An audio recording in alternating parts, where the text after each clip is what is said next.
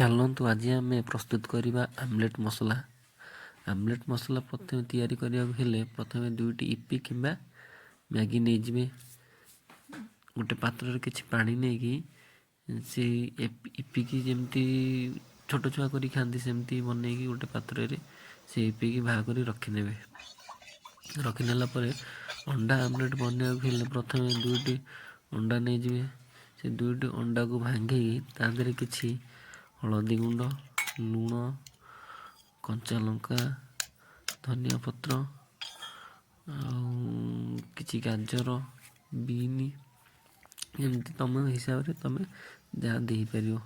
ଦେଇ ସାରିଲା ପରେ ସେତକ ଅଣ୍ଡାକୁ ଭଲ ଭାବରେ ଗୋଳେଇ ଦେଇ ଦେଇପାରିବ। ଦେଇ ସାରିଲା ପରେ ସେତକ ଅଣ୍ଡାକୁ ଭଲ ଭାବରେ ଗୋଳେଇ ଦେଇ ଗୋଟେ ତାୱାରେ କିଛି ତେଲ ଦେଇ ସେଇ ଗୋଳକୁ ତା ଦେହରେ ଢାଳିଦେବ।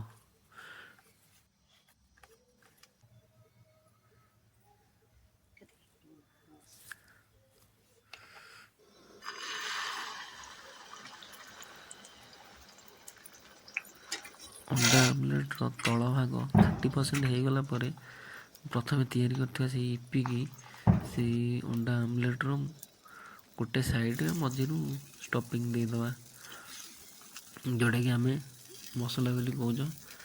ଦେଇ ସାରିଲା ପରେ ତାପରେ ଗୋଟେ ସାଇଡ଼୍ରୁ ଅଣ୍ଡା ଆମଲେଟ୍କୁ ତା ଦେହରେ ପଲଟେଇ ଦେବା। ପଲଟେଇ ଦେଲା ପରେ ଆମର ପ୍ରସ୍ତୁତ ହେଇଯିବ ଆମଲେଟ୍ ମସଲା।